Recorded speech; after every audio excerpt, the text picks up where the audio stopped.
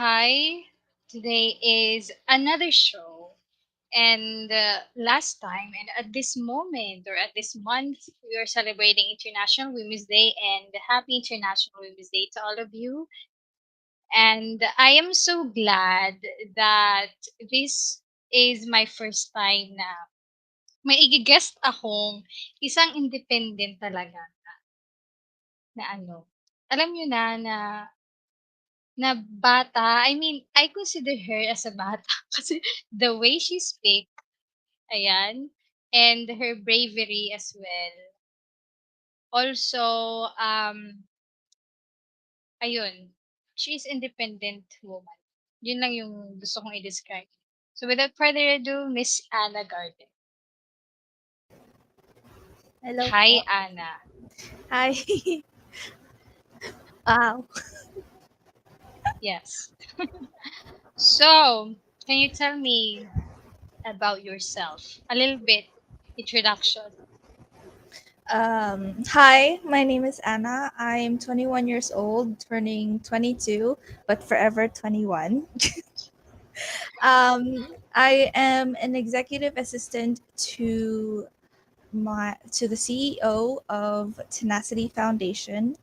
I love to cook. I love to eat. Um, as you can tell, I'm a quite bubbly person and extremely nervous. And as you said, I am a very, very independent person. So, yeah. Thank you for the introduction, Anna. Ayun, so hindi naman halata na bubbly ka. Just kidding. Just Kabado kidding. 20 lang po ate. Okay lang yan. Okay lang yan. Ayan, so isa sa mga dinescribe ko sa'yo is napaka-independent mong tao. And yun, isa rin sa mga yung description mo sa sarili mo is independent mo. So, paano, I mean, ilang taon ka nung nag-decide ka na, okay, I want to be free. It started when I was 12 years old. Nasa Amerika pa ako noon, and everyone around me just had freedom. Like they did it. A lot of my friends had Asian parents, pero yung tipong na hindi sila yung normal Asian parents, yung Americanized Asian parents. So more freedom and things like that.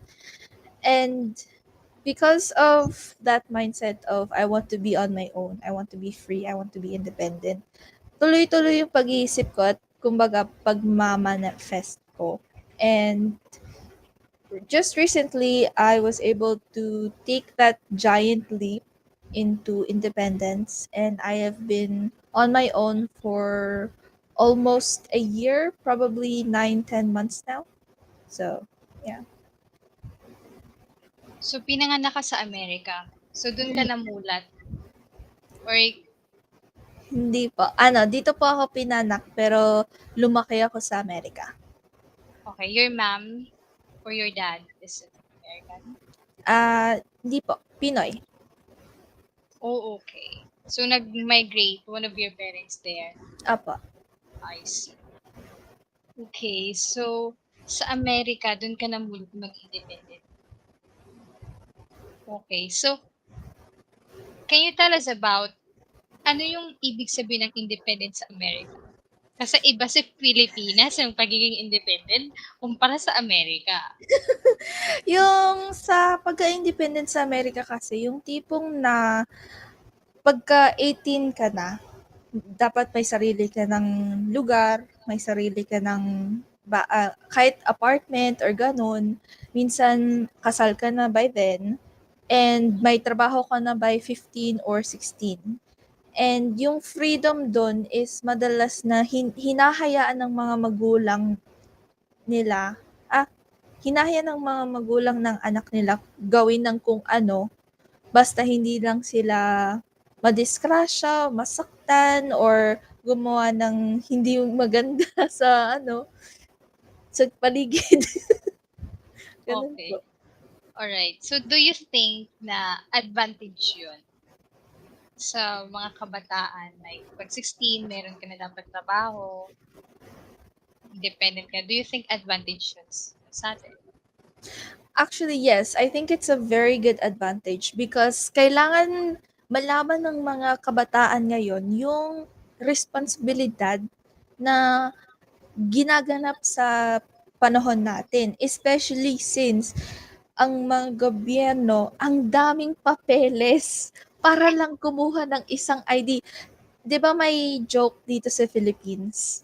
Kailangan mo kumuha ng ID bago kumuha ng ID at sa ID na iyon, kailangan mo ng dalawang ID. Like, ano?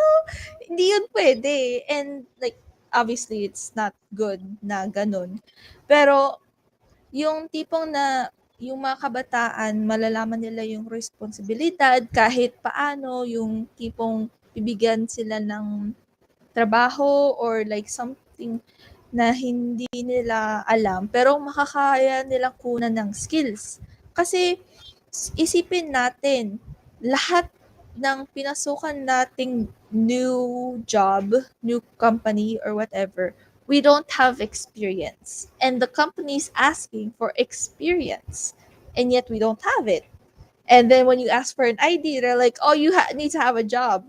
They go to your job like, "Oh, you need ID and experience." They're like, "Ano, ikot-ikot na lang tayo. Sige, karasol." So That's right. it's really good to be able to get ahead before getting stopped. You know, kailangan natin Mm. malaman yung iba't ibang kailangan natin gawin, pag-aralan, skills, and all of that. Yeah. Okay.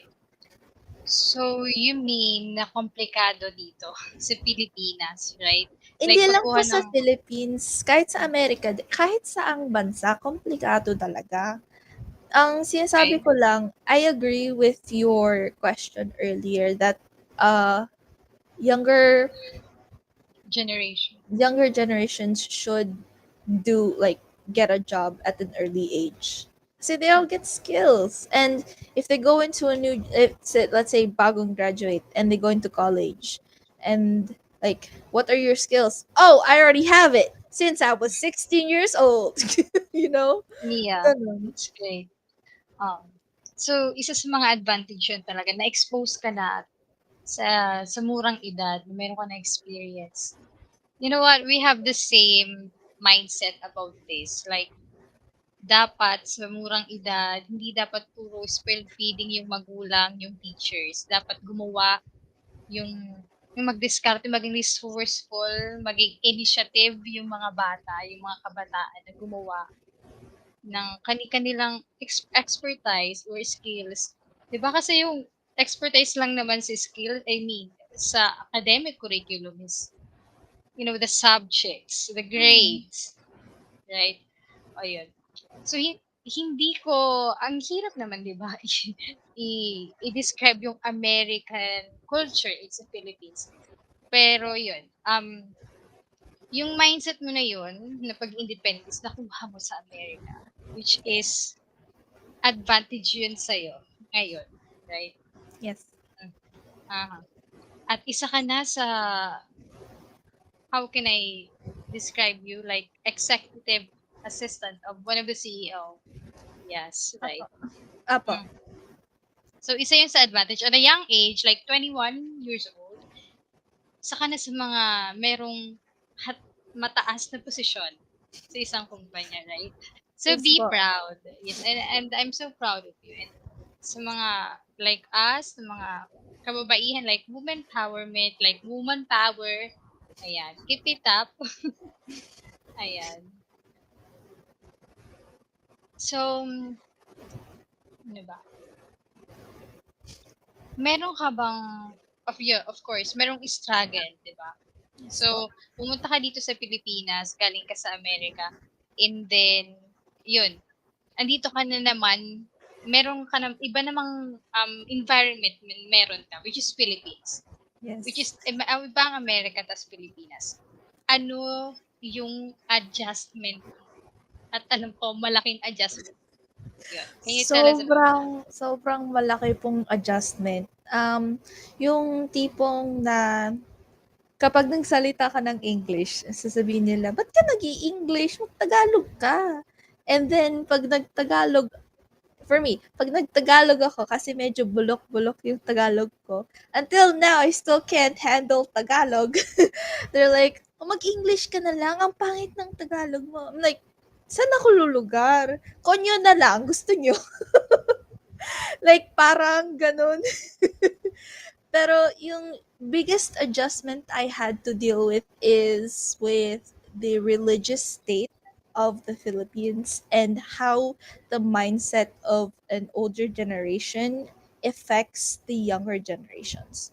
Yung tipong na pinag tinuturo ng mga lolo-lola natin. Tapos nagpa-pass down to our parents, and since sobrang strict sila, nagiging mindset na din natin 'yon. Yung tipong ano, family comes first is yung isipan, and then once you're on your own and you start earning your own money, family na lang yung iniisip mo to the point na sobrang stressed ka na, sobrang pagod ka na, hindi mo na inaalagaan sarili mo. Which is which is the reason why gusto ko talaga humiwalay sa family ko, and I was able to do that. I still have connections pero I don't let them a part of my life, because having them a part of my life gives me more stress than I should. And as you said, I'm only 21, kabataan pa rin ako. So, being stressed at this early age, having to deal with a family that always like they took care of me, yes, but always tried to push or implant their own expectations into my mind where I couldn't even speak is not a good family. And sa totoo lang, maraming family dito sa Pilipinas na ganon. And as a kabataan na mulat, I guess, or at least even mga millennial na 30, 40, hindi pa gaanong kalayong agwat ng edad natin sa kanila. They should know that it starts with them. Sa kanilang nagsisimula yung pagbabago ng mga mindset, ng mga takbo, ng mga kung ano ganon sa mga bagong kabataan. Kasi kung tuloy-tuloy natin tuloy-tuloy yung mga pinaggagawa ng mga matatanda, yung mga nakaraan na henerasyon, wala tayong magagawa. Ganun pa din, close-minded pa din. Walang advancement, you know? Yung ganun. So, sobrang hirap talaga yung adjustment. Pero, after a while of learning how to handle the Filipino side and the American side of my knowledge, mahirap pa din, pero nahanap ko na yung tipong na gitna na kaya kong unawain yung mga kaisipan ng Pilipino. Pero nagbibigay na din ako ng advice ng paano nila mabibigay sarili nila na mas better life with a little bit of American mindset, with the independence and being open-minded, but also having the respect and the responsibility of being a Filipino member, with their family and generations and stuff like that. All right. So you have the courage to break that, like, that's the culture eh. Yung Pilipino very family oriented, 'di ba? Yes. Kaya sobrang alam mo 'yun, bawal ganito. Dapat pag 25 ka na dapat ganito ka, katulad ka ni papa mo, na lawyer, na doktor, gano'n. Tapos ikaw, ano bang gusto mo, 'di ba? 'Yun yung kadalasang 'yun, ini-implant at pinapamulat ng mga magulang natin. Alarm ko! And also the society na Filipino is like kailangang Yun, sumunod sa nakakatanda, which is older mindset at napag-iiwanan, alam mo yun, napag-iiwanan, you know, stuck yun. Tama yung pinaka-description na stuck yung older generation. Tama, older generation, like millennial, Opo. like at the age of our parents, right? Na dapat ganito, dapat form. I mean, kasi I think one of the reason why sinasakal nila to the point na yon is that yung morality, I think, yung morality na sinasabi nila, 'di ba? Kasi bawal makipagtanan sa ganitong edad. Bawal lumabas ng bahay pag ganitong oras, 'di ba? At simple as that. Yung pa lang napapractice na ng yung mindset ng natin na bawal, ganito dapat from our parents, right? Actually, because sobrang sinasabi ng mga magulang natin or guardian man na bawal, maraming natututunan ng mga kabataan ng lusot, right? Yung Okay. tipong na sasabihin ng magulang, alam kong ginagawa mo, ginawa ko din yun. Which is true. Because sobrang strict yung siguro yung parents natin and tuloy lang pa rin sila strict. And if you're doing things that are not supposed to be done, that are fun but are dangerous, and you're telling your kids, wag mong gawin yan, they're gonna do it. Like, sobrang contradicting talaga yung pagsabi ng bawal kasi Yeah. lulusot at lulusot pa rin yung mga bata. Matalino ang mga bata. Hindi lang Kaya, natin hindi lang natin inisip na matalino sila kasi siguro mga mas makakatanda sabi, wala silang alam. Okay, may alam ka ba din? Right? It's a new generation. Wala kang alam sa bago. Maybe, right? And ganun din sa bata. Every year, no, every day, may bago kang malalaman, mapapag-aralan. So, saying no and bawal shouldn't be in a vocabulary of anyone. Yung tipong, okay, no, mainit yan, wag mong hawakan kasi mainit, that's logical. Pero pagsasabihan mo na bawal kang lumabas, tapos walang explanation, lalabas pa rin ng bata, lulusot yun. Ay ma, may project pala kami. Tapos babalik kinabukasan, no? Ganon, lulusot yun. Alam nila yun. I think because of the curiosity of children, Mm. right? Kasi nati-trigger yun eh. Di ba? Ma-curious ka, bakit bawal? Tapos wala Mm. explanation. Ayun. Kaya, hindi, gagawin ko. Kasi, parang may something eh. Try ko nga, experience. Ganon. Mm. Explore ko nga. Oo, yun yung isa sa mga um, trigger sa mindset ng henerasyon natin. Mm. So, Kaya, do you, sa totoo lang maganda yung mga tinuturo sa online ngayon, yung sa mga TikTok, sa mga gano'n, yung gentle parenting or yung, guidance hindi naman therapy, yung talagang guidance ng magulang or pagkaturo ng sobrang batang edad. May nakita ko na isang magulang pinapayagan niya yung 2-year-old magluto with okay. supervised vision from the parents. Which is sobrang ang ganda kasi na nabibigyan mo yung sustensya, yung curiosity ng bata, which is amazing. Kasi pag tumanda na sila, pag medyo may edad na sila, siguro sabihin preteen or teen, alam na nila yung alam na nila yung tama't mali.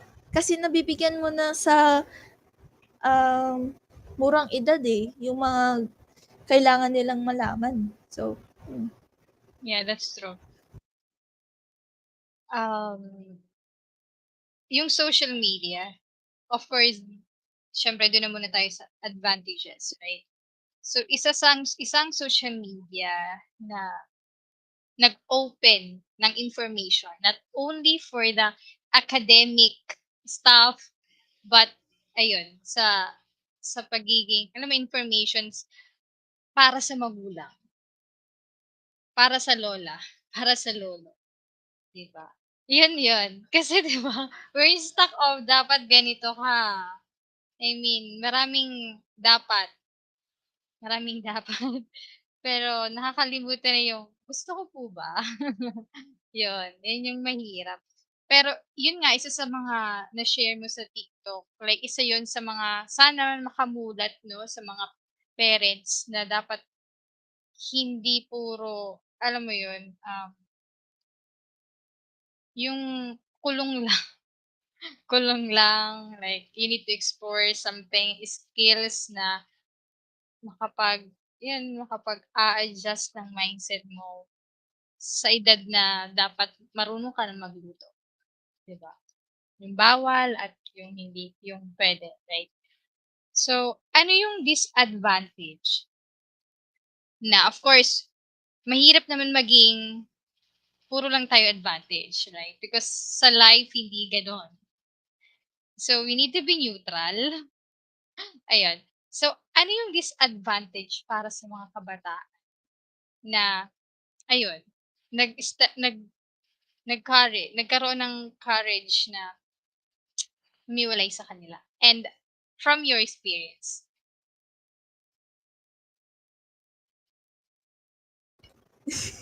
I'm muted. I didn't notice.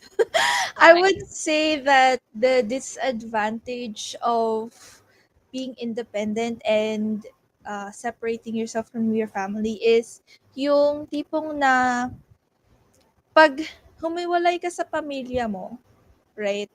There's the freedom of not having the pressure from your family, but there's also that yung tipong nervousness kung lumapit ka sa family mo na hihingi ka ng tulong, baka sabihin nila, hindi mo pala kaya. Hindi mo pala kaya. Yung gano'n na mindset na tinatak nila sa mga kabataan, right? And then, another disadvantage would be uh, because of how much we don't know about yung na nangyayari sa paligid natin with the government, with politics, and things like that. Um, Kids today, hindi nila maiintindihan yung pagbabayad ng bills, pagbabayad ng rent, pagkakuha ng government stuff, yung mga ano nila, yung IDs. IDs. Tapos pag humika ng tulong, negative lang yung bibigay sa'yo ng family mo, 'di ba? Yung tipong na humingi ako tulong to get my ID to kasi medyo kulangan ako sa pera. My family gave me a whole day's worth of salita that I Okay. could not handle. It stressed me out for a week. And after nun, tinulong nila ako kahit kaunti lang. Sabi ko, hindi na ako hihingi ng tulong sa kanila. Kasi it's not worth them talking to me like that if it's just going to stress me and not make me productive. Ang daming disadvantage bilang independent. Pero the best way to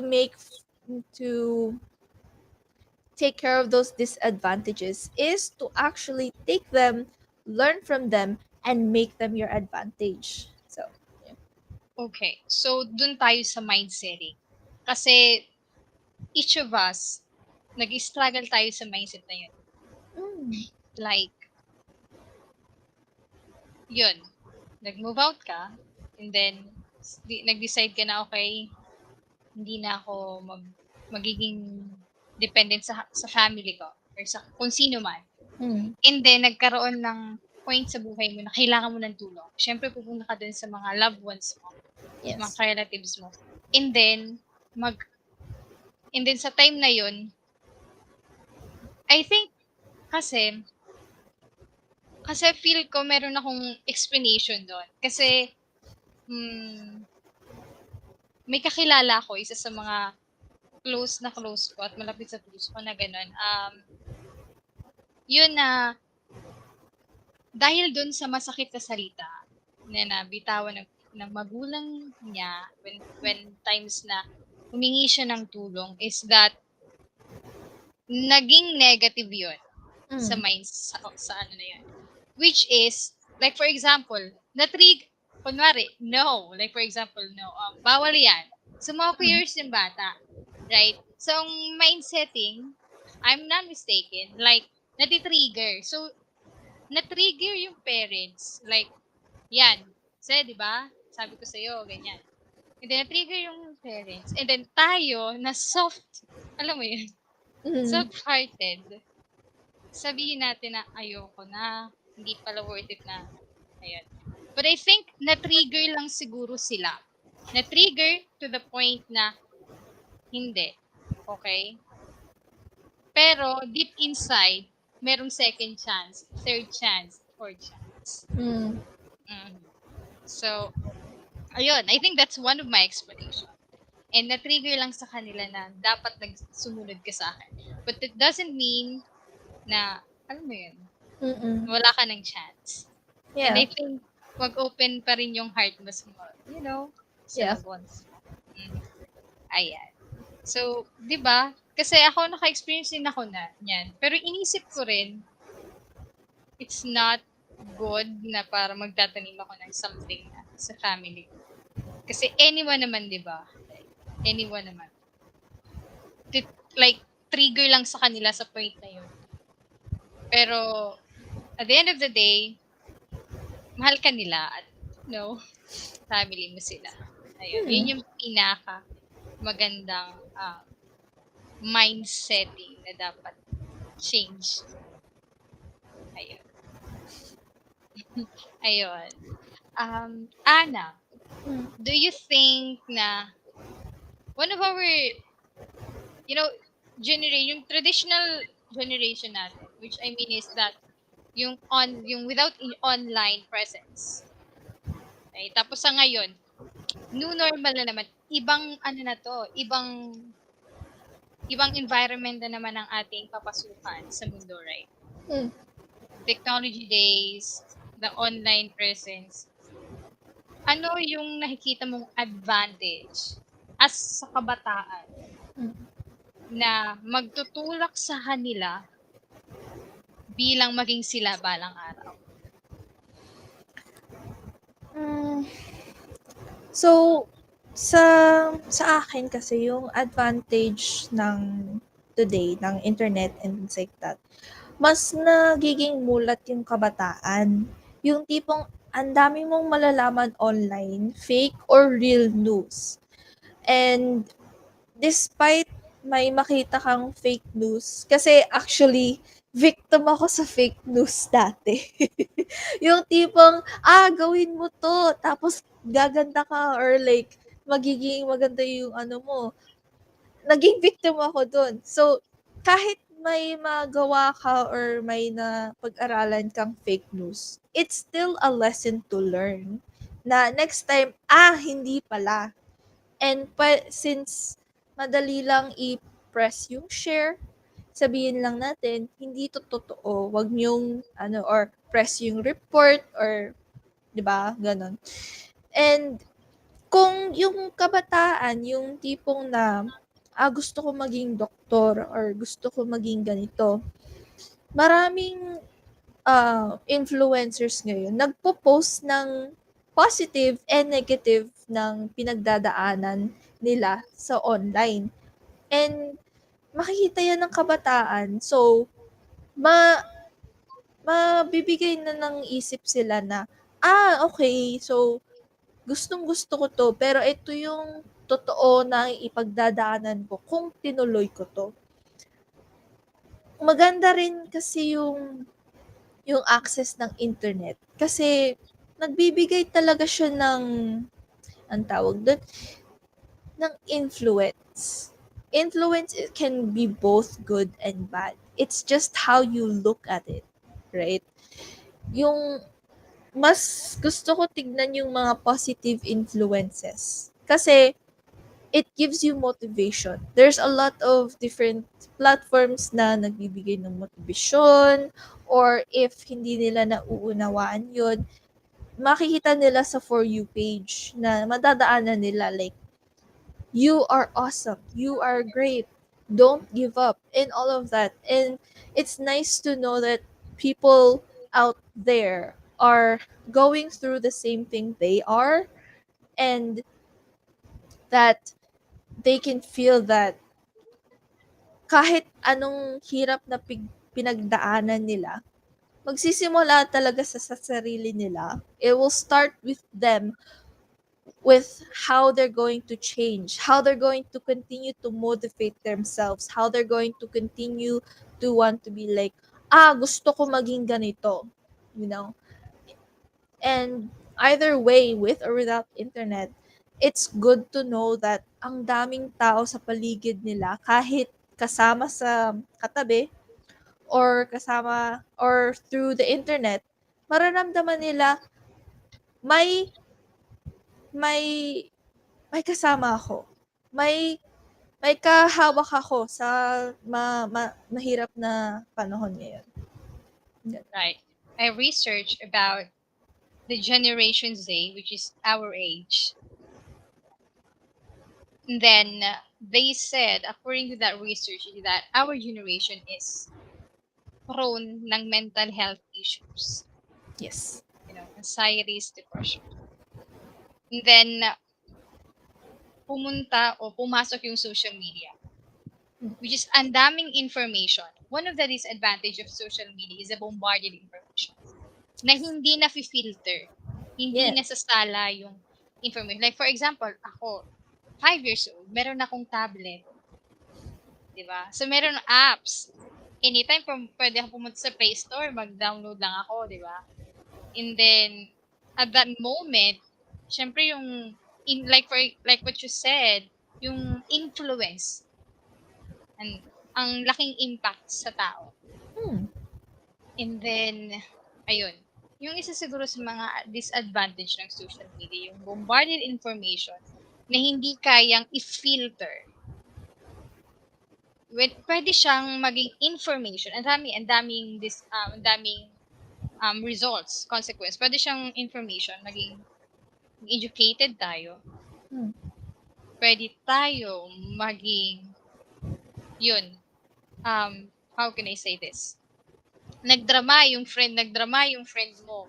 Like, may pabigting factor. Hmm. And then, maraming nag-comment. 'Di ba kailangan yun ng, alam mo yun, ng empathy, sincerity, yung genuinity. 'Di ba? Hindi yung yan. 'Di ba? Yung negative, alam mo yun, yung hindi sala. Yung dapat, kasi yung ano natin, dapat kung ano yung marinig natin, yun yung hinahanap natin, 'di ba? Hmm. Pero yung disadvantage of social media, halo. Yung iko-coerce Actually, ka, 'di sorry. ba? Oh, Opo, it's tama fine. naman. Pero, gusto ko po balikan yung sinabi nyo na Sure. Gen Z is the most highest known of depression and anxiety and stress and all of that. But that's actually wrong.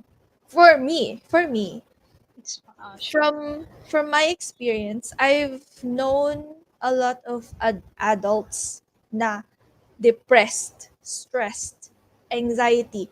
But because of social media, naipapakita ng mga kabataan na ganito sila. And nagiging hypocrite yung mga matatanda. Kasi sasabihin nila, hindi ko na gano'n yan, hindi ko.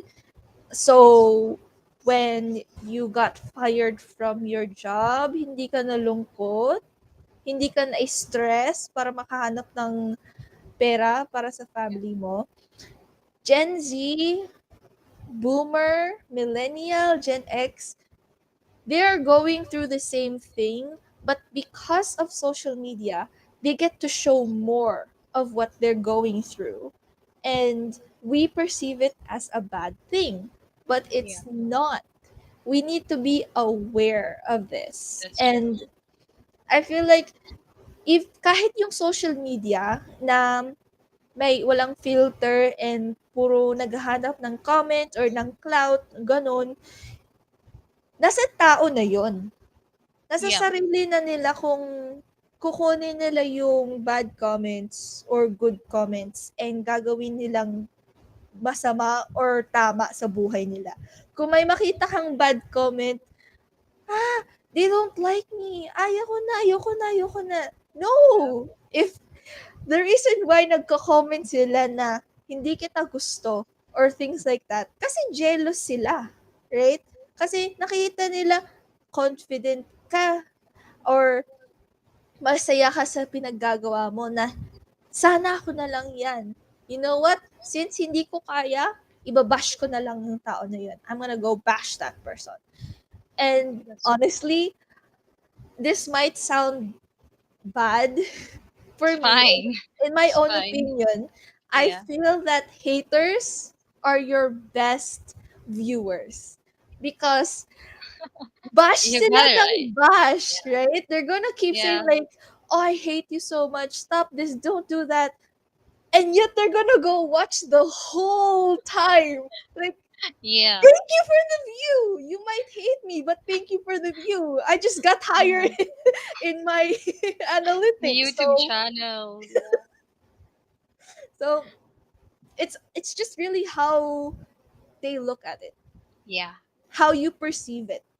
yeah. Wala, ikaw na yun. Sarili mo na yun. Decision That's mo na right. yun. That's right. So, depende talaga yan sa tao. And, yan.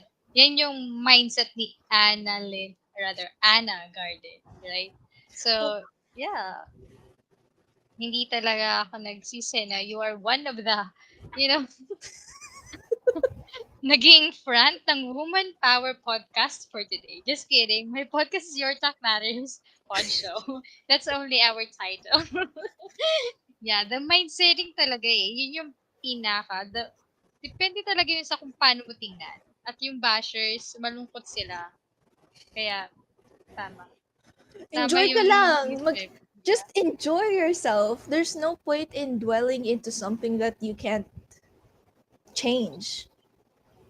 Basta Yes. masaya ka sa pinaggagawa mo, doesn't Go for matter. it. Doesn't Mhm. matter. Just be happy. You know? Yes. At halatang halata sa aura. The way you speak is like you are happy. You are one of the happiest for today. And yeah, I'm so happy for you. I Thank think you. because you have I think you know sabi nga magiging one of the best version ka kapag merong beside sa'yo na magtataas sa'yo. And I think sino yan? Sa tingin mo, like, you are independent woman. Walang magsasabi na, hindi ako lang yun. Hmm. Ginawa ko lang to. Pero sino yung taong, nag-inspire, nagsabi sa'yo na you can do that. I am here for you. Hindi kita iiwan. Meron ba? Actually, ever since bata ako, nagsisimula sa nanay ko. My mother always inspired me. But when nag-iba na yung kaisipan namin na gusto niya maging ganito ako, pero gusto ko iba, nagbago yung perception ko of kung sino maganda para sa buhay ko. And thankfully, my friends were the people that were actually pushing me. I have two best friends that love me and care for me and will literally beat me up if I say anything negative about myself. Yung tipong sasabihin ko, ayoko sarili ko, gusto ko na right? And sasabihin nila, gago ka ba? The reason why we're here and friends with you, kasi andito ka. You're, you're the best person we like, yung tipong na lagi nilang pinupush sa akin na you're amazing, you're beautiful, you're smart. To the point that I'm also thinking, yeah, yeah, I am. But despite having my best friends at first, don't speak to them that often because we all grow up. Our best friends when we were kids are not going to be best friends when we grow up. We don't know. May sarili siyang buhay, may trabaho, and I have my own. So, at the moment, actually, the one that's been pushing me to keep going, to keep achieving, and to keep wanting to live my life in a happy state is my fiance. And he, I always have these moments na malulungkot ako, na I'm sad, and be like, I don't want to continue. I just want to sleep. What if I quit my job right now? And he's going to be always like, don't. You're not saying that because you want that. You're saying that because you're not happy right now. Do you want some chocolate? It'll make you happy. And then he'll just do his best to make me laugh and Mhm. show me that whatever I'm thinking is just intrusive thoughts from my past. And actually, he always reminds me that just because you're thinking that doesn't mean it's real, right? You are loved, especially at your job. You are loved here at home. You're loved by your friends. And even if you don't speak with your family, they still love you. And isn't that enough inspiration to keep going? So I always am thankful for the people around me. They're my inspiration. Anyone I meet becomes my inspiration. Ate, you are my inspiration na because Oh, you're doing these podcasts that go out of your way and just speak to different kinds of people all over the world to tell their story, and that's awesome. And I'm not gonna say I'm gonna do a podcast, but I might continue my Twitch gaming because I've been getting used to being in the back, just being like, no, I'm good. Dito ako sa likod, masaya ako dito. And finding people that have their own intrigues and their own likes and hobbies gets me intrigued. Like, what what makes them happy? How did they start this? You know, why are they happy with this? And being able to have that curiosity and wanting to learn gets me the inspiration to be inspired by different kinds of people. So, yeah, everyone's my inspiration. you're a very optimistic person, Yes. and I think that saves you. Yeah. You I know. This is what I actually tell my CEO whenever our day finished, because we usually end with a meeting, like, I'm gonna go out, good morning, good night, like, because we are at different times, and I tell him, like, you did a good job and I did my best today, and tomorrow I'll do my best again. Like, every day, every single day is something new, and we should be thankful for it. And don't pressure yourself na kailangan mo tapusin to, kailangan mo gawin yan, you have to do this. No, just do your best because there's always tomorrow. Just be happy with what you're doing, with what you want. If you're not happy, then this is your yung the TikTok, this is your calling. If you're not happy, move, do something else, get away from no, make sure that you put yourself first before anyone else, like that. Yeah. Okay. So your mama, your best friend, and of course your fiance, and yeah, the person you met is your inspiration. Na heto ka na ngayon. isa ka na sa mga one of the dapat tinitingala ng kabataan. Like, nakasurvive ka sa hirap bilang independent na ano, na kabata. Like, sa society natin, di ba? We are very family oriented. Alam mo yun? Yeah. 35 ka na, dun ka pa sa mama mo. Yes! May ganun. But Yeah. honestly, mahirap talaga maging independent. It's just how we, if we become independent, kung sabihin natin, ako magiging independent ako, and nalaman ko yung hirap at ganon, syempre, tutuloy ko yun. Sasabihin ko sa anak ko, if you want to be independent, then go be independent. But you have to know. And then, ililista ko lahat ng hirap. Right? Pero, syempre, kahit nilista ko lahat ng hirap na yun, ay gusto pa rin nila maging independent, tutulungan ko na lang sila. Imbes na sabihin ko, ay, hindi mo yan kaya. Tignan mo lahat ng ginawa ko. Don't compare yourself to what they're gonna go through. Because you don't know what event is going to happen in their life. So, don't compare. Let them be free. If you want to be independent, then be independent. If gusto mag if you want to stay with your family, stay with your family. Lahat lahat ng mga lahat ng mga desisyon, lahat ng mga matututunan natin, it will always start with you. It will start with how you look at things. It will start at how you perceive it. And it will take time. It will take so much time.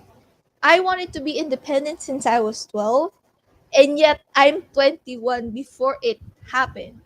And I got the chance because I waited, I prepared for it. And I'm thankful for those around me, but this everything here started with me, with my mindset, with how I manifested them. And kailangan malaman talaga ng kabataan yun na kahit i-push ng mga ibang tao sa sarili nila, sa mga bata na, hindi mo yan kaya, hindi mo yan kaya. Kung tinuloy mo yung mindset na yun, wala na. Right? You're not gonna get anywhere if you keep thinking about the negative things. Right? That's what a lot of the internet is saying right now. Right? If you scroll on Facebook or TikTok, it's always gonna be like, this is a manifestation video. Manifest your dreams through this Yeah. video. Right? Yes. So do that every single day. Don't let your older generation family thoughts be like, oh, they said that, it's not gonna happen. Oh well. And then you go on TikTok and be like, I'm gonna manifest something. And then you get off your phone like, never mind. May hold back. Nag-hold back tayo lalo because of the fear. Yeah. Yes. Dahil sa in-inject na mind ng thoughts, like the idea sa atin ng older generation. Kaya isa yun sa mga nag-hold back rin sa atin. At syempre, kung ano yung sasabihin ng ibang tao. Hmm. Right? Hmm. Yun nga. Gusto mong sabihin, your thoughts is your choice. Yeah. Yes. Yeah. Tapos yun, maging independent ka. The way na kung ano yung gusto mong gawin, gawin. Right? And, yeah, depende yun kung paano mo siya tingnan. Kasi, di ba, kunwari, gusto ko I mean, there are many instances na, like, mag-jump sa comfort zone. Mm. Like, for example, the career that we are dreaming of. Like, gusto ng mama maging lawyer ka. Ikaw gusto mo maging artist. Mm. 'Di ba? So, yung mindsetting hindi nagtutugma. So, you need someone na hahatak sa iyo pataas eh, na, you know, titingala mo siya at may magsasabing, hindi, go for it, chase it. Because you're born with that. You're Hmm, born for that. exactly. It's sometimes you get the chance to find na that yung sinabi niyo maghahatak sa'yo, it's gonna pull you up. But sometimes it's going to take a lot of time to find someone like that. And kahit mahirap or matagal yung agwat na makahanap ka ng path mo, just always think one day, one day this will happen. Because that's how you start manifesting. That's how you start giving yourself the strength to continue. Is saying one day is going to happen, right? One day I'm going to have my own house. One day I'm going to have a job. One day I'm going to have. That's the easiest for me.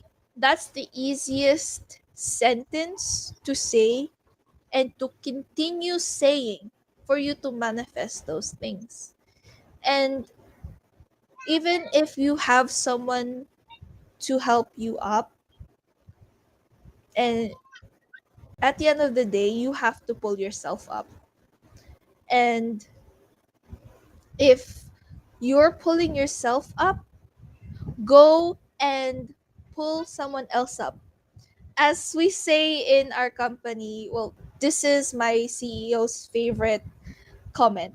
PAM management: project, act, manifest. If you project those things that you want to do out into the world and you act on it and you keep manifesting, it will happen. It's going to happen. You just have to wait. Hindi dapat hindi mo dapat asahan na bukas magiging millionaire. I'm gonna be a $1 million person. Like, no. It's going just wait. Just wait and keep manifesting because you're gonna get there. I got there. Yeah.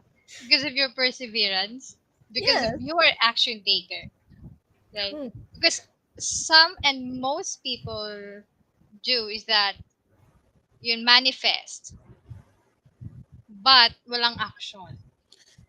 True.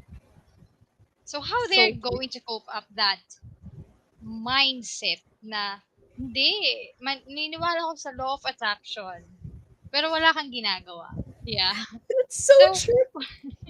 oo, totoo yun. Isa yun sa mga nakaka timely. Yeah. Timely na experience natin. So, Mm. do you have any thoughts about that?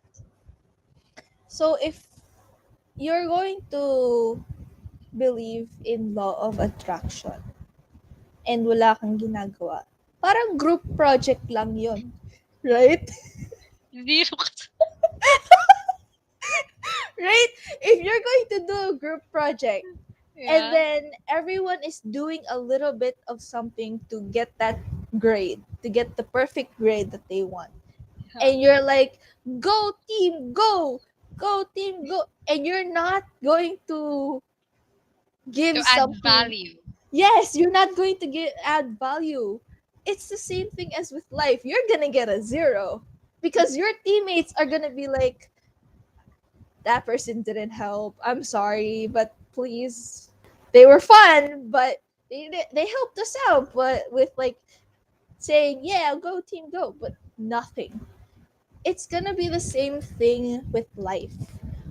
If you want something to happen to you, you're gonna have to do something. Start small. Start extremely small. For example, gusto mo maging fit. You want to start working out and you're like, I'm gonna get a summer body. I'm gonna get a summer body one day. One day. And you're not doing anything, you're just eating your chips. How are you gonna get that summer body? You know how? Start small. Start very, very small. Go walk around your living room, right? That's how you can start exercising. Just walking around your living room. Or once you start walking out all around your living room, it's gonna get boring. All right, let me go walk outside. Okay, just walking is boring. All right, let me do a couple push-ups. And then you're going to keep going and going and going. And that is the best way to act on what you're manifesting. Always start small, but make sure you're starting. Yeah. Yeah, yeah, you're super right. Um, Action, dapat pag nag-manifest ka, you need to act, right? Like what you said. Yes. And yeah, small matters. Small Yes. step matters, right? Yes, definitely. Yes. Kasi isa yun sa mga nag-struggle sa atin, di ba? So, I want to be a model. Pero, alam mo yun, wala kang ginagawa para maging model. Hindi ka nag-audition. And of course, hindi mo pre-prepare yung sarili mo Mm. na maging model. Mm. So, it's Tama. useless, right? So, parang niloloko mo lang yung sarili mo. Niloloko Tama. mo lang yung sarili mo.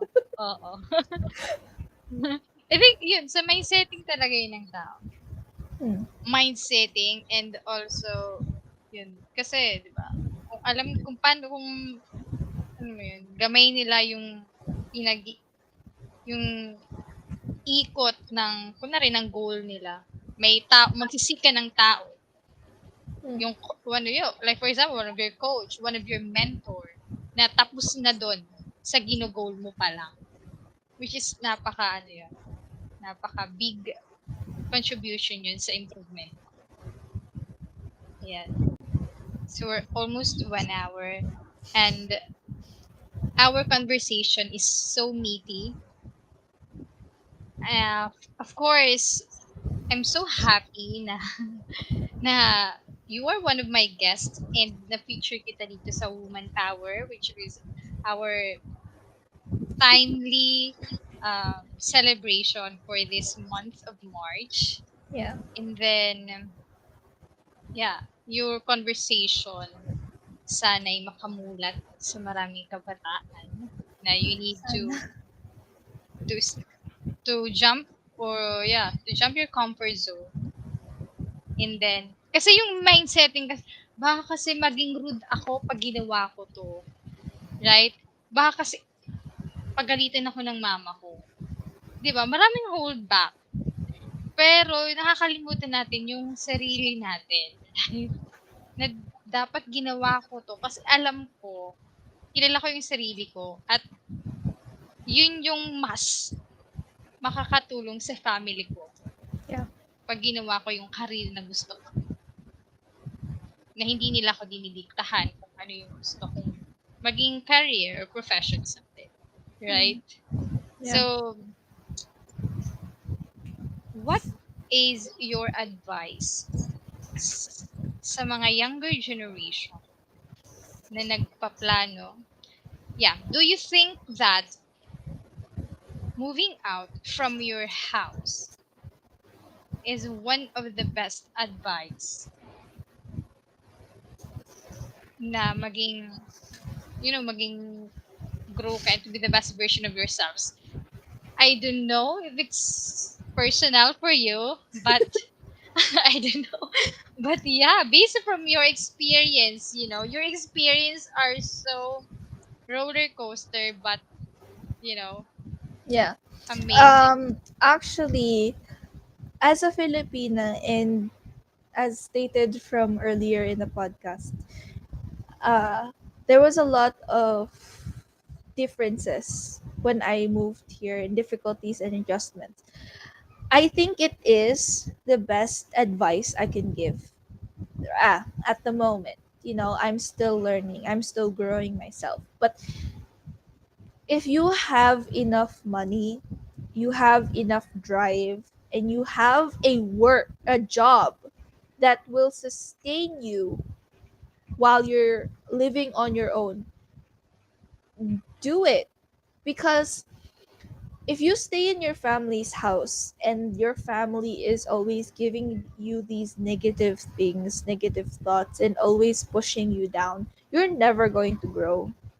If you go out on your own and rent an apartment nearby, or go far away, like a city or two away from where you are, it's fine, because as long as you have this safety net of a job, of being open minded, of understanding how society works, the government fees, the house fees, all of these, this is your chance to go out and grow, because being on your own gives you so much freedom.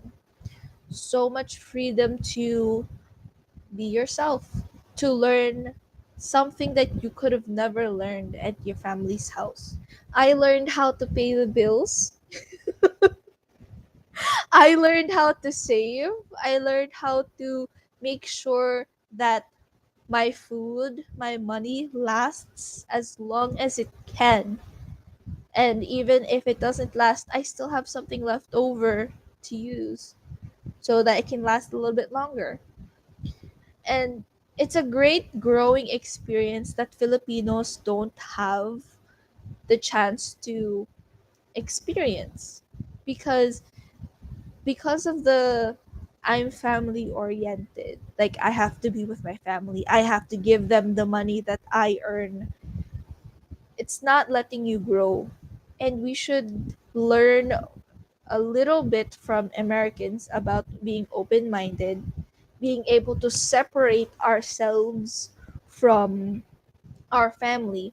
Because if you think about it, our parents, our grandparents, our great generations before us left their family at an early age, and they're doing fine. Your grandmother probably left her family to find a better future for her kids, and now you're the grandchild.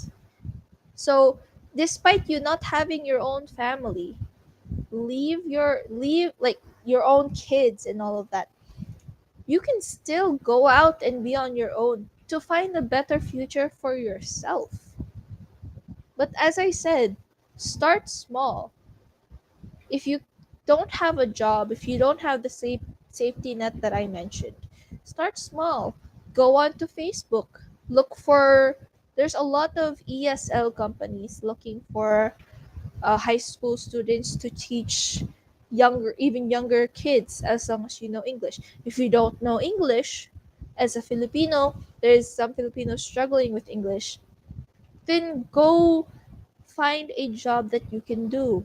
A lot of fast food companies are looking for employees. A lot of different tindahans and like supermarkets are looking for people. So always start small, but one day you're going to be able to take that leap to be on your own. And once you do, that freedom is so sweet. It's magnificent. But make sure that your head is in the right spot, because if not, then bye bye, bye bye freedom. You're right back to your family. Yeah. So, do that thing kasi yung environment talaga is isa sa pinakarason at hihila sa'yo pataas. Yes. Kung galing ka sa negative, hindi naman. Ang hirap sabihin at ang sagwa naman sabihin na toxic yung family. But yun yung nararamdaman ng lahat. ng Yeah. lahat. Ng lahat. Pero nag-hold back hindi. Kasi family-oriented. Kasi yun yung society natin. Kasi yun yung culture ng Philippines.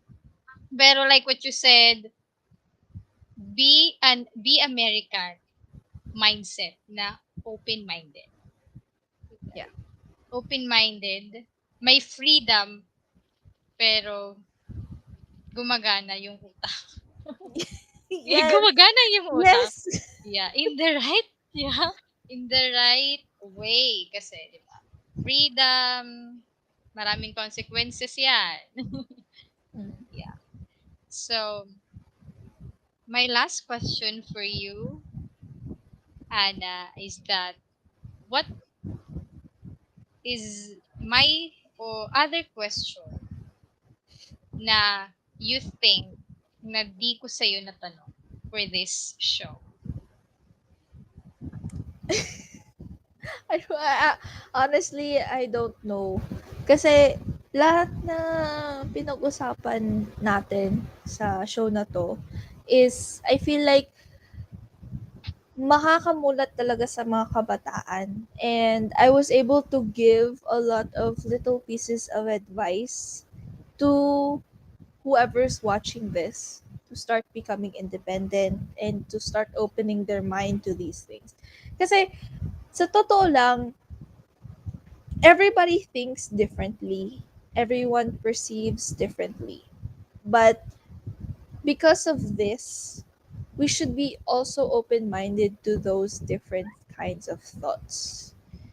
And a little advice here and there from different kinds of people, different kinds of mindset is always something good to keep in mind, because you're not going to be able to grow if you keep yourself hidden in the dark. You need other people to help you grow. It takes a village to raise a kid, and technically, we are all kids in our minds. The moment you start being called an adult, you just act like an adult. But if you give your, sabihin natin, yung tatay mo, your dad, if you give your dad his most favorite action figure, sabihin natin, yung tatay natin is mahilig sa Star Wars. Bigyan mo ng Star Wars. Balik sa kabataan. We're all kids. And it's fine. And all we just have to do is just be open minded, because the world is open. Everyone has their own opinions. We just have to understand them and accept them. So, yeah. That's right. That's super right. Before we end, do you have for your social media? Do you want to promote your social media to the listeners and to the viewers, for you to know about you more? Uh, well, for me, I would rather promote my company's social medias. The reason is because, especially sa podcast namin, it starts with me is the name of the podcast, and it Yeah. goes through the guests that we have. It goes, they tell the story about their transition and how they got to where they are, and how time and chance gave them that opportunity to be where they are. And I feel like maganda siyang pakinggan sa mga kabataan. Kasi honestly, we have had almost past 10 guests now, and all of our guests are giving us situations, experiences that we as kabataan, as young adults, or even teenagers that are going through the same thing. And it's so much good to hear from someone that's older than us, that they went through this transition, but they had the chance if they waited for the perfect time. And I feel like because of my company, so totoo lang, like, I'm not here because of my company. Because my company said this. I'm actually promoting my company because of how much I believe in it. And I had the chance to actually give my ideas of being able to reach out to different countries not just one, to be able to reach out to the Philippines, to any part of Asia, because I just love the mission and vision of this company and how we're able to help so many people, especially the podcast. I love it. I feel like it's my baby because I get to help share the stories of different kinds of people and show the younger generation they're not alone. They're not alone in any of this. They just have to listen and open their eyes and ears and understand that it's life. We all go through it, but you're not alone. So, and everything that happens is going to start with you. Even though if you hear it from somewhere else, everything that's going to happen is going to start from you. So, yeah, you can find that at Tenacity Foundation on Yeah. YouTube, Facebook, Instagram, and yeah, So your podcast name is it starts Starts with me. with Me. Yeah, It's like a good and yeah, amazing name. Like starts with me. Yeah, yeah, it's everything true. starts with me. Yeah, yeah. You know, your advocacy or your message is like for for young generation, with the adults out there, and yeah, your podcast is starts with me. Mhm. Saan yun maririnig? Spotify, Anchor, Apple Podcast, Google Podcast, and Okay. YouTube. All right. So, I will grab this opportunity. Like you mentioned before that every week you are looking for the guest. Maybe one of our viewers or listeners are looking also to guest.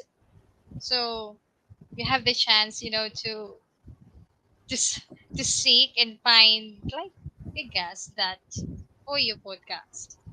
Yeah, honestly, we would love to have more guests. We would love to listen to different kinds of stories because everyone has their own transition. Everyone has their own experience, and being able to share those different kinds of experiences and transitions is just amazing. And being able to have multitude amounts of guests sharing that is even more amazing because you're going to be able to reach out to so many different kinds of people that would want to continue to share their experience and be like, you are not alone, like, ah, i just I just love my company's podcast. Yep. Yeah. So saan ka nila mahanap? I mean, is uh there any questions about saan sila pwede mag-fill up ng form, like what you did? yeah, Your actually, business email, if you have that, your social yeah, media. I will give you all of my details Yeah, to and put in your description, but they can message me at info@tenacityfoundation.com, and they can I can also give you the form if they want to fill it out, and just in case. Yeah, you can find us on Facebook, on YouTube, on Instagram. We also have TikTok, but it's not under that name. It's under motivationpreneur, something like that. It's very long, but yeah, I saw one of the chats, and who is Joel Tenacity? Is you one of that's that's my what? boss. That's my OMG. CEO. Oh, I, hi, Mr. CEO. yeah, Yeah. you can actually click his that because that is actually the company account. You guys can click that comment, and you will be able to find that our page is connected to that account. Yeah. All right. So, thank you for this meaty conversation. At talaga namang pag narinig to ng mga kabataan, mamumulat sila na merong Ana Garde na malakas ang loob at talagang independent at pusong, alam mo yun, pusong mamon, pero pusong matatag yung isipan. Like, wise person, which is, I think, most boys want. View. Yeah. Yes. So thank you for the privilege to be here in my podcast. And I'm looking forward to be on your show. Yeah. So we have the same niche. So yeah. I really love my niche and of course yours too. I can't wait to have you on our podcast. And I had an amazing time. And hopefully, your viewers can have a little bit taken from this show or this episode. And I wish you all the best, everyone, even you, Ate Jade. Guess what? I'm 20. Oh, Right? Yeah, I am 20 years old. oh my gosh. Same as mature, but I'm 20 years old. Ah, ah. Naloko ba kita? Yes. That's my Oh my gosh. intention, that's my intention, hindi ko sabihin. Kasi medyo parang grabe, napaka-bubbly nitong batang ito. Yeah.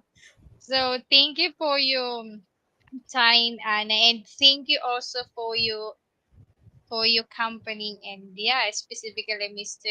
Joel, if I'm not mistaken, that you gave the chance to feature your company and your story. Of course, you, Anna, for my podcast.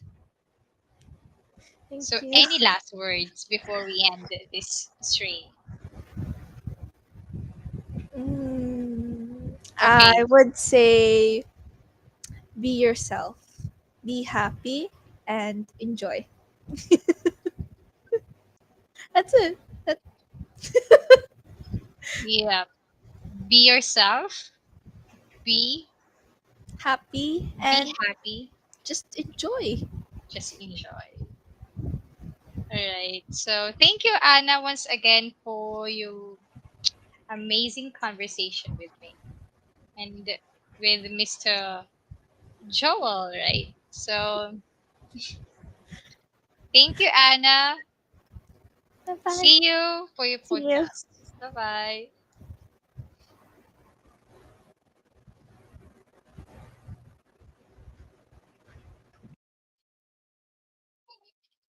All right. So, that is a priceless and amazing talk with Anna Garde from the Joel Tenacity Company.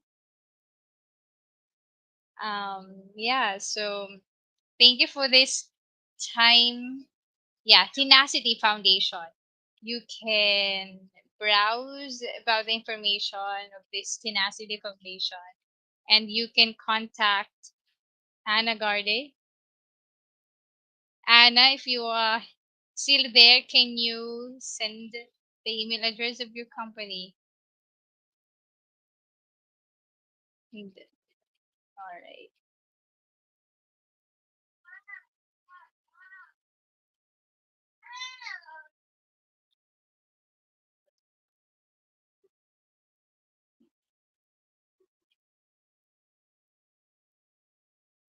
Right. So once again, thank you for this day and happy International Day.